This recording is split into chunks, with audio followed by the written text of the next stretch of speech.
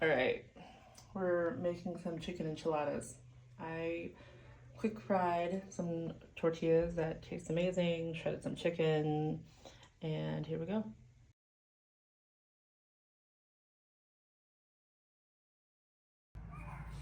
All right, here we are. We're gonna build our enchiladas. This chili sauce is actually, um, it's mostly guajillos with a little bit of ancho and cascabeles, but and pasillas. I lightly fried these tortillas, literally fry them for like 10 seconds maybe, because it makes them really flexible and has a little bit of a skin on top now on the surface. And honestly, it's so bad they're greasy and they're so delicious. I could eat them like this. And then I shredded some chicken. I just took, you can do, a pre-cooked chicken, but I just had poached the chicken, a whole chicken that I got from the store, added some sauteed onions because I had a bunch of onions, but you don't have to. And make sure you season that, so minimum salt, right? Make sure the chicken tastes good. All right, so I'm ready to go. It's kind of like lasagna to me. I know this is not lasagna. And this is my way of doing it, not like an official way. But it makes it easy if I just put a bed of it down here. So I just do that. Alternatively, you can just dip it into the pot of sauce. And then fill it up with some chicken. Do some little roll-ups. So I'm gonna do that way. Okay. And today I'm just doing chicken, but a lot of times I put Swiss chard in there. I do a lot of Swiss chard in California because it's always available. The other good one is mushrooms, of course. I don't like things like broccoli because the aroma, like there's so much flavor to broccoli, right? So I love broccoli, but not in this kind of thing. I know some people are just like, all veggies are good, but not all veggies. Sometimes it's just too strong, Broccoli is one of them. And you haven't noticed there's no cheese anywhere. We usually put cheese on top after it's baked. I actually don't even need cheese. I'm definitely more of a fan of sour cream. So some salty, tangy Mexican crema, that's all I need. So, but that and a big chunk of queso fresco, sure, I'll take it. So, and I had to admit, I really miss these sometimes when I don't make them myself, because when I go out to eat enchiladas, a lot of times they do a quick fold, which theoretically is the same, right? It's a red sauce, and they'll just kind of dip it in, fry it with the sauce, and then fill it and then put it on a plate. But maybe it's the American thing. I don't know. I like it all baked together and bubbly. So this is in this dish because I'm going to bake it and make it all hot and bubbly. Okay. Now I'm just wiping this around like a rag. I have more sauce in the pot. I'm just being lazy. Okay. So I'm going to do that. I'm just going to start dipping in here. And one note about the sauce, actually, interesting, like I've made this so many times throughout so many years, is that I always thought, oh, more sauce is better, right? Sometimes no. It does get a little soggy and it does affect the quality or the texture of the tortilla. And so I try to make it so there's enough sauce, of course, to cover, but it's not drowning. And what I do instead is you just serve it with more sauce on the side. So I'm gonna do that. These don't look perfect. I'm probably gonna wipe the edges a little bit with a napkin before I put it in the oven. And I am gonna put a little more sauce on top.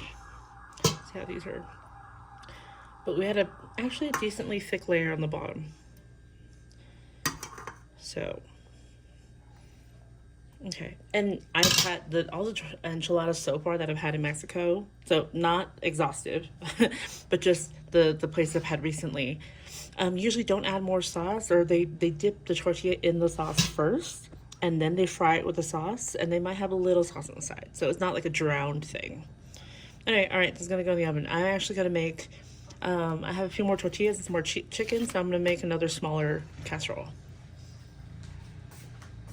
There we go. So again, I'm just gonna spoon some of this here.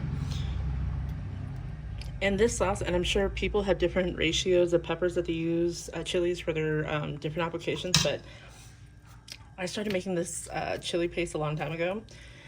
And all I do is I do 1-to-1 of this, what I blend up all these toasted and chilies with onions and garlic. I pass it through a sieve and then I blend it 1-to-1 with some tomato sauce. That's what makes, for me, my ideal enchilada sauce. I don't know what everybody else does. This also happens to be gluten-free. I know some people make their enchilada sauce with a roux, or at least with the flour, you know, thickener at the beginning. I do not. I really just like the thickness from the chilies. This is really just the chilies. All that body in that sauce is from blending up those chilies. And of course, you don't want a super thin tomato sauce too if you're adding tomato sauce, which I did. So, combination of those two. All right, now my tortillas are shredding a little bit because I was a little rough with them. They're really old. That's the other reason I'm making this. I had a bunch of old tortillas. I was like, hey, why don't I make some? I had some of the chili sauce in the freezer, my tiny freezer, and I need to clean out my freezer. My freezer now only fits like 3 things. It has 1 piece of pie dough, a little bit of pie crumble, and some of my leftover shredded pork that was for tamale filling. And now this is gone, so it's good. Which means I get to go buy 1 more thing to put in there. Let's see. You know what? This is just to finish up the chicken. This isn't the pretty presentation one. I'm just gonna keep layering up. So this is, yeah. Just because I don't have enough for a whole other casserole dish, but I want to keep the other one pretty. So I'll just do that.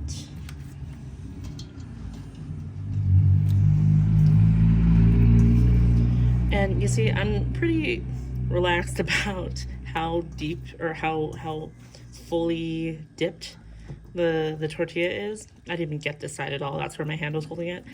Because I'm gonna pour a little bit over. You know, we're gonna put some sauce on top and we're gonna bake it together. It'll be fine. No worries on that. I'm just getting it a little wet so it has a little flavor associated with it. And of course, you could roll these on a separate tray or cutting board and then put them on here. I'm just reducing my number of dishes. Okay, I'm just gonna overstuff this one to get it done. Okay. This is just all gonna go in. Okay, and if I'm serving a crowd of kids, I might add some cheesiness on top, Oaxaca or Jack. No, I feel like Jack is too tangy. I like a mild stretchy cheese more, so probably Mott's or Oaxaca. And, but you don't have to. I probably won't here, so. All right. There you go. That's all I'm gonna do. And I have plenty of sauce to serve on the side. That's borderline too much. Okay, that's it. I'm just gonna go ahead and wipe this off.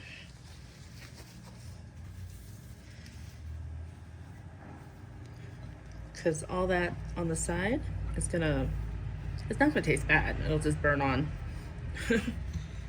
So yeah. There you go. And I'll do a little more sauce, especially the ones on the edges. Okay, I gotta hold myself back. This is when I discovered is when I'm like, oh, I just have a little more sauce. I'll just dump it all on there and like wash my pan, and then the tortillas are just kind of like disintegrating-y, a little more just crumbly and not as good. So I almost forgot. I am gonna put some foil on here just so it doesn't get too crispy dark on top. I will bake it for, I don't know, half hour just to get it hot. And then I'll take it off, take off the foil and see if I need any more time. But I doubt it. Everything in here is cooked. We're just getting it hot. All right. We should be hot and bubbly. Oop, of course, I always do that. Steam up. Let's see if that camera clears up. It does. All right.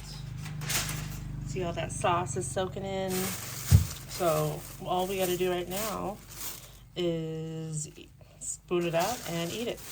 I have some queso fresco, and I have some Oaxaca. So I'm just gonna put that on a plate and shred some on top. Let it do its thing. But you see, like, I didn't put any sugar in this, but like there's the carbs and the tortillas, of course, but the chilies have a lot of sugars too, and so it does caramelize a bit on the edge. I left it in there a little long, I forgot. So I am gonna spoon some up. I could pick from this side, or I can just do a nice little two rolls right here. I think we're gonna do that. I usually don't. I usually cut into part of the other one, right? Like right now, the tortilla's a little more soft. They've been soaking in all that sauce. So I always want more, but 2 is always enough for me. Do that. Ta-da. And I think my Oaxaca cheese is still good. So this one happens to be really tangy. This is nothing compared to real Oaxaca cheese. This is just a local producer that makes a version of it.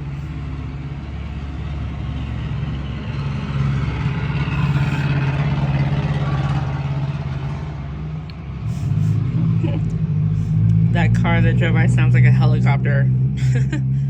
But anyway, this is pretty sad cheese, but you get the point. I'm just trying to scavenge in my fridge right now. I am filming this the day after the day after Christmas, so a lot of places are actually still not open, which is great for them. I'm not mad at that, but my corner store literally right below me is closed, or else I would grab some. All right, that's it. All right, this is just microwaved leftover enchiladas, but they look amazing. I put extra sauce on top, and I have that queso fresco we just bought, and at home, I would normally just put a chunk on the side and just pick at it to eat with the thing, but I could also crumble it. Yes, I put a lot. That creaminess with that chili, that just has a tiny bit of heat, not really, and some of the tomato gives it acidity. Chicken and onions inside, it's so good. Okay, I guess I should take a bite. And I usually, when I'm making this stuff, it's at night and the lighting is so bad, so I love being like, oh, I'm eating leftovers and the gorgeous window is right here. So I'll take a bite. Yeah, that depth of flavor from all those chilies. Remember, it's a mix that really added some different dimensions. And you see, so yeah. All right.